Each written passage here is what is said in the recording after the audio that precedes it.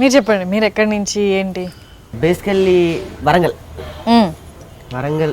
అక్కడే చదువుకొని 10th వరకు 10th ఇంటర్మీడియట్ కూడా కష్టంతోనే చదివాను. తర్వాత ఇంకా అప్పటికి మిమిక్రీలని 7th క్లాస్ నుంచే స్టార్ట్ చేశాను. అలా అరవడం ఇలా అరవడం. కొంచెం ఇంట్లో మాది పూర్ ఫ్యామిలీ, బ్రాహ్మిన్స్లో చాలా పూర్లో, మరీ పూర్ అంటే మరీ ఇంకా పాప మా అమ్మగారు బ్రాహ్మణ్ వంటలు చేసేవాళ్ళు. అలా చేస్తూనే మమ్మల్ని చదివించారు. అలానే చదువుకుంటూ 10th తర్వాత ఇంటర్మీడియట్ కూడా కష్టంతోనే చదివా, ఎక్కట్లే. మీరు ఒక్కరేనా? నేను తమ్ముడు.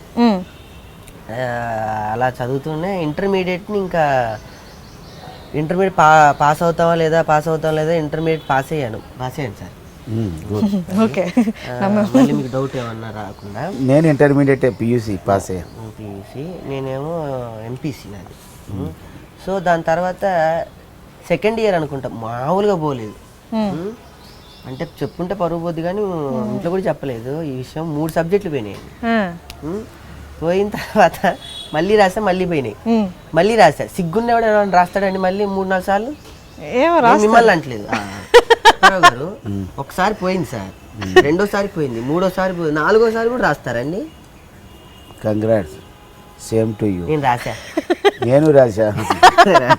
సో అలా రాస్తే ఈసారి అతి కష్టం మీద ఒక్కటి అది ఇప్పటికీ అవ్వలే.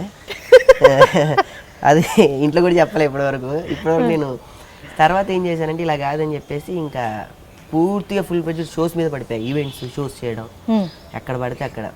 ఇంకో విషయం ఏంటంటే సంతాప సభల్లో కూడా షో చేసే స్థాయికి వెళ్ళిపోయాను నేను. సంతాప సభలో కూడా షో చేశాను నేను.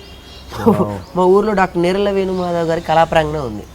యాక్చువల్లీ నేను diploma in mimicry in Kakatiya university. నేను అక్కడ చదువుకునేటప్పుడు ప్రపంచ ప్రఖ్యాత వరల్డ్లోనే ఫస్ట్ మిమిక్రీ ధ్వనియానకర్లో మొదటి ఆరాధ్యులు ఆయన ప్రాంగణంలో ఆయన్ని చూసి ఆయనతో ఉండడం, ఆయనతో నేను బాగా మా గురువుగారు లేడా నాగేశ్వరం లేడా అని అడిగేవాడు. ఆ గురుగారు పక్కనే ఉన్నాడు, నేను తీసుకొస్తున్నా టక్క చక్క చక్క నేను వెళ్ళిపోయేవాడిని.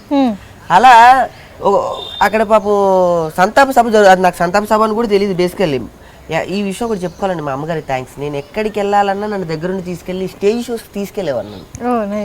తల్లి నిజంగా ఒక్కోసారి బాధ అనిపిస్తుంది, ఫీల్ కూడా అవుతూ ఉంటా కానీ ఏమి చేయలేను. తీసుకెళ్ళేది దగ్గరుండి షో అయిపోయేంతవరకు పాపం తను ఒక పక్కన కూర్చొని షో అయిపోయిందా అమ్మ షో అయిపోయిందంటే వాళ్ళు ఇచ్చే 20 రూపాయలు 30 రూపాయలు అలా తీసుకొని వచ్చిన రోజులు కూడా ఉన్నాయి. అలా నేను సంతాప సభలో కూడా చేసే ఏకైక ఆర్టిస్ట్ నేనే అనిపిస్తుంది.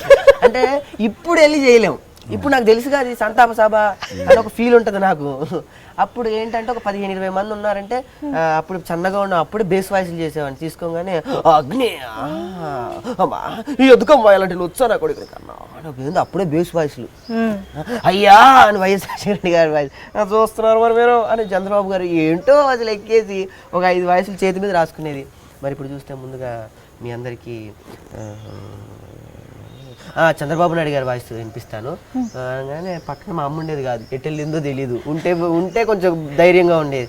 పక్కన ఉండాలి, చెయ్యి నువ్వు చెయ్యని అలా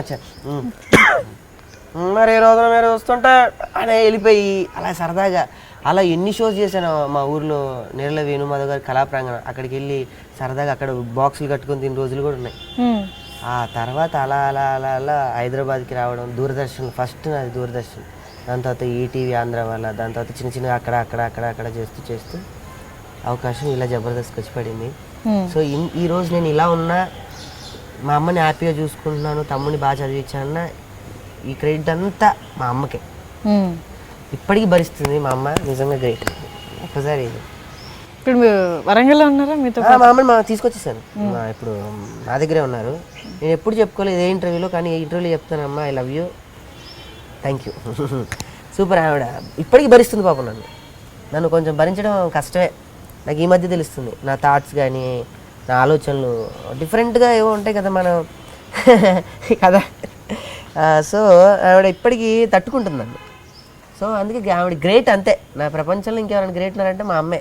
తట్టుకుంటుంది మహాతల్లి ఇప్పటికీ. అలా ఏంట్రా అంటుంది కానీ ఏ పాపం అలా. సో ఐ లవ్ యూ అమ్మ, థ్యాంక్ యూ.